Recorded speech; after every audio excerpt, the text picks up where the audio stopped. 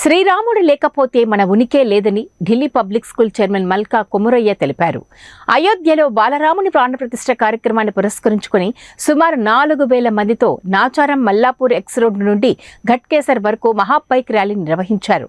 Bike ర్యాలీలో Delhi public school CEO మల్కా Yashasvi, staff పాల్గొన్నారు. ఈ సందర్భంగా వారు మాట్లాడుతూ, ఈ రోజు ప్రతి హిందువు గర్వించదగ్గ రోజు, 500 సంవత్సరాల భక్తుల కరసేవకుల కృషి ఫలించిన రోజని అన్నారు.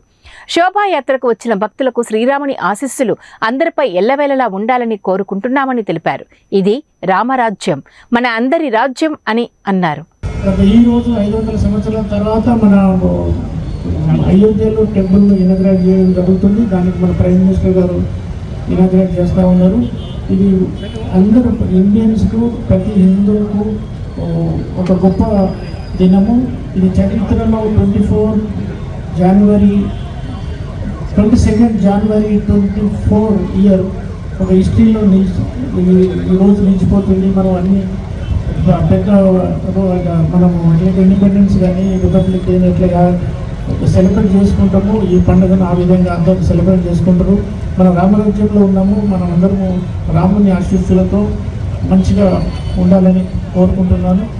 ఈ ర్యాలీని బాగా సక్సెస్ చేసిన అందరికీ కూడా ధన్యవాదములు. 22nd రోజు 12:30కి ప్రధానమంత్రి గారు అయోధ్య టెంపుల్ని ప్రాణప్రతిష్ఠ చేస్తున్నారు.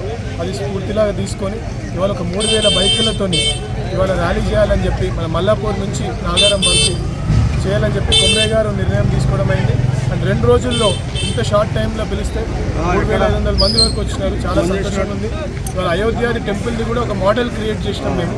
టెంపుల్ అక్కడ ఎట్లయితే వచ్చిందో ఆ డిజైన్ మీద అట్లనే చాలామంది వేలల్లో తరలి వచ్చినారు. ఇవాళ ఒకటే స్ఫూర్తితో ఇదంతా జై శ్రీరామ్ అని చెప్పి మేము ముందుకు వెళ్తున్నాం. అంటే జై శ్రీరామ్ అంటే హిందుత్వం అని అట్లా కాదు. జై శ్రీరామ్ అంటే ఒక రామరాజ్యం కోసం ఏదైతే మోడీ గారు ఏదైతే ముందుకెళ్ళి లాస్ట్ 10 సంవత్సరాల నుంచి చేస్తున్నారో అది మా ఫాదర్ కొమరయ్య గారు ఆ స్ఫూర్తితోని పార్టీ ఏదైతే జాయిన్ అయినారో అది అందుకే జాయిన్ అయినారో ఆ స్ఫూర్తితోని అండ్ ముందుకెళ్తూ మేమందరం కూడా మోడీ గారికి 400+ సీట్స్ ఇట్లనే వస్తాయి. దానిలో మా భాగం మేము చేయాలని చెప్పేసి మేమందరం కష్టపడుతున్నాం.